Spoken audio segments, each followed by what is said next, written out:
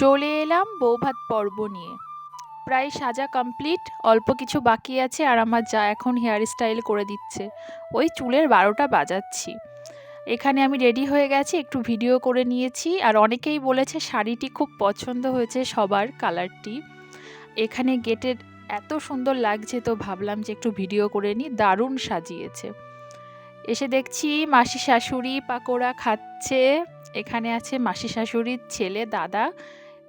Coffee আছে, পাকোড়া আছে, ফুচকা আছে আর ছিল হচ্ছে লস্যি। কোনটা ছেড়ে কোনটা খাবো সেটাই ভাবছি, তারপর তো এখনো আছে আরও বাকি। এখানে ফুচকা সবকটি খাবার দারুণ ছিল, আমার তো খুবই ভালো লেগেছে। আর দাদা একটু হাসছে আমি ভিডিও করছি বলে। আর নতুন বউকে সবাই দেখে নিন, লেহেঙ্গাটি তো আমার খুব পছন্দ হয়েছে, কালারটি এত সুন্দর লাগছে আর ওকে পরেও খুব মিষ্টি লাগছে। সম্পর্কে আমার দিদি হবে, কারণ আমার যা হয়। আমার শাশুড়ি মা দেখুন এখনও রেডি হয়নি, লোকজন সবাই চলে এসেছে। বাবা সকাল সকাল চলে এসেছিল কারণ বাস পাবে না, খাওয়া দাওয়া করে দাঁড়িয়ে আছে, একটু পরেই বেরিয়ে যাবে।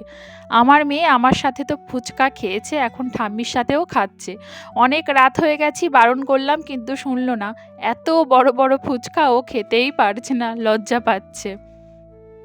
এইবার খেতে বসে গেছি ওই আগের মতনই। সকাল সকাল ওর খিদে পেয়ে গেছে, ঘুমাবে। ওর বাবা এখনো বসেনি, দাদাদের সাথে বসবে। পেছনে আমার আর এক দাদা আছে, খাওয়া দাওয়া করব, তারপর মেয়েকে ঘুম পড়াবো।